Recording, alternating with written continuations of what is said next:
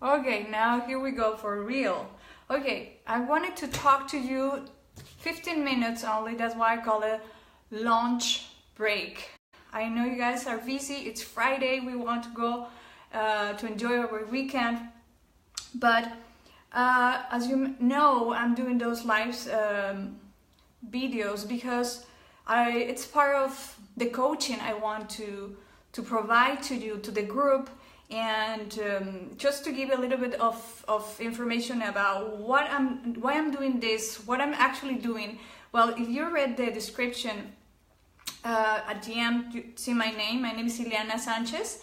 I'm a fitness, wellness, and relationship expert, and I'm writing a book, and it's actually done. Just I'm really improving a little bit of it, and I'm gonna keep you posted. So just so you know what I'm doing, and I want to talk to you about this: why anxiety builds up in ourselves and then affects our relationships. And I mentioned in one of the posts that there was something about the I'm just trying to find myself. I don't see myself. Well, it's okay. I was trying to I'm explaining you what this comes from and what I have learned actually from psychology, from neuroscience, and actually how to fix it with mindfulness. So I'm going to talk only about two points, okay? Because this is a subject for hours, but I'm going to just talk to you about two major subjects that are super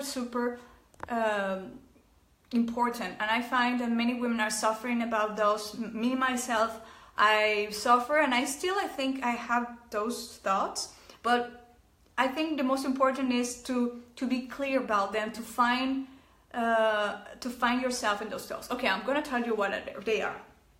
So first of all, from the world of psychology, they call them cognitive distortions. What is this? Cognitive distortion is nothing else than a negative thought.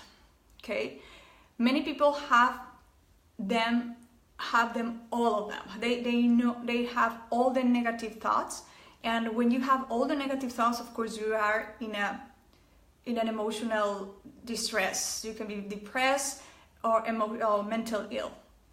But if you have some of them, and in a certain degree, it's not that you're mental ill, it's just that it's something that is affecting your life in a certain way, the quality of your life. So the first one would be jumping to conclusions. This is something that we are probably, all of us, guilty, right, about them. Jumping to conclusion when we don't have enough evidence, because it's human.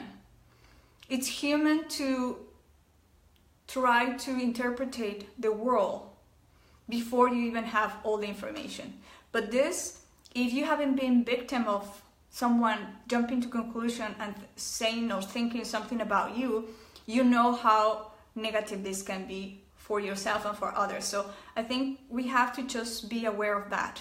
And this is very important for our relationships. So jumping to conclusion is very important, that you are aware that you are doing it and that probably somebody is doing it to you. Okay, so very important, this one. The second one would be, and the other one that I'm going to be talking about, is the should statements. These should statements is so something that many people are either guilty or victim, okay? And this is when people have their own way. Of course, we're always our own way, but people that are inflexible, this should be like that. This should be always this way, otherwise it's a catastrophe. It's the end of the world, or it's simply unacceptable. So the should statement is one of the things that affect our relationships, and is, trust me, a limiting belief, and is, like I've said, from the world of psychology, is a cognitive distortion. So yes, it's a distortion. You should not be always should, like I'm saying should. I shouldn't say should, but it's something that affects your relationship. So, okay, now we identify them. So hello, what do we do with this information? I'm not just trying to give you the information. I want to give you a little bit of help, a little bit of solution on how you can fix this. But first, the neuroscience, what it says about everything that we think is that all the thoughts or patterns of thoughts we have are like going to the gym. The more you practice those thoughts or those patterns, the stronger they get. And this is proven over and over again. So if you are someone with a very strong character that are inflexible, this is something that is going to take you longer to fix, because that means your neural path is very strong in that sense. Okay, so it's really like if you go to the gym every day and you strengthen that muscle. So see your brain as a muscle. The more you think about something, the stronger that emotion it gets. Seriously, that is so important. So this is from the neuroscience perspective. And now, how you fix it? Okay, now I told you about these two cognitive distortions that are the jumping to conclusions. The second one is the should statements.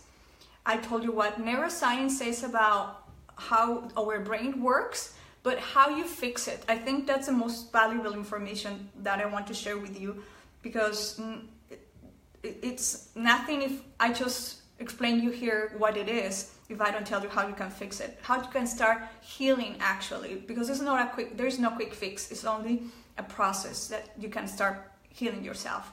And how you can do it, this is by practicing mindfulness. This is something that I know is it's like fashion right now, but it's more than that. It's really something that, of course, we are hearing more and more about it, because it's science who has now proof that it works, and it works better than any other therapy that they even know. Nothing works like that, really. Nothing like all those years of many people trying to go into therapy is not comparable. Mindfulness is the best tool they have ever found and works from the beginning. It doesn't mean that you're gonna be like, okay, now I am healthy and I don't have to practice forever again. It's not a magic pill, but it's the best solution, trust me. So what can you do? I don't know, I just want to mention that I took a 8 weeks course on mindfulness meditation, and that's why I'm very passionate about this subject, about mindfulness meditation too, because I took this 8 weeks course where I learned so much. So it was really intense, by the way. So how do you, I take notes, because also I'm gonna post all this information, of course, in a more order form. So I'm actually doing a post about this. I find it very good to talk about it in my lives and then write a post about it.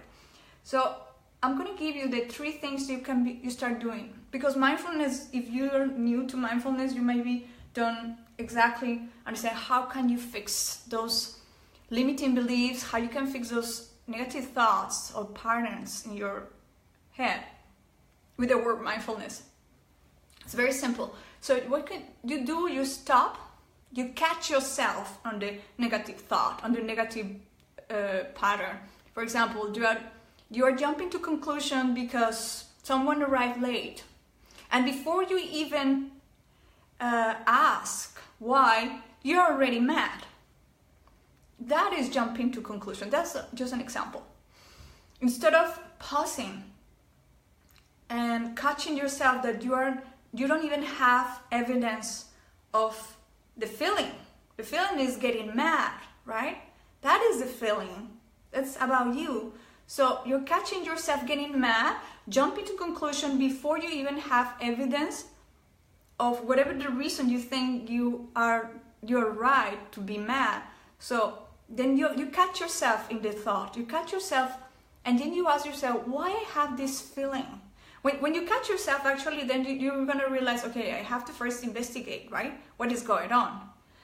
once you then investigate, you still have to ask yourself, why I'm feeling this? Why I'm feeling what I'm feeling?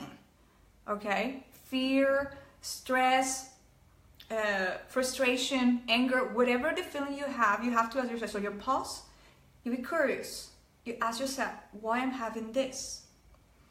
When you pause, you're going to recognize your pattern, and then you have to accept it. Accept what? Accept that you are fear, that you have this emotion because of fear.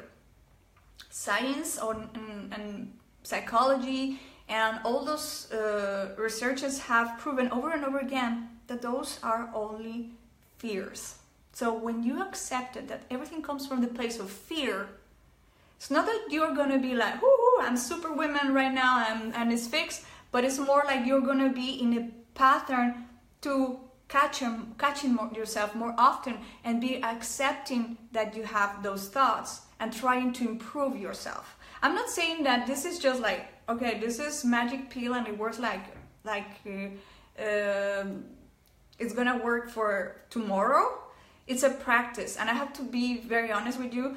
I practice often, but I don't think we arrive to any destination. There's no destination. You continue practicing, and you have to be kind when you make mistakes, and you have to be kind when you are not to your own expectations, because this scenario always have those expectations of, okay, I should stop doing this, right? You have a strong narrow path, right? If you have been practicing, nobody told you before that you can change it, because that's what is that's a message actually what I'm going to wanted to tell you.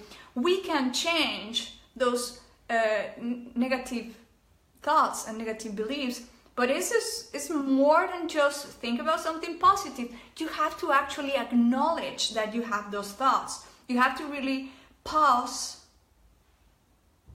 observe, recognize them for what they are with a loving heart. I know it sounds very romantic, but it's true. Why with a loving heart? Because that's how you have to be with yourself. A loving heart, your best friend, compassionate. I know for many women, especially for women, because we have like always this, we are hard on ourselves, putting too much in our shoulders. Be your best friend, be compassionate. You are not perfect and you're beautiful like that. It's perfect if you are not perfect. Nobody's perfect.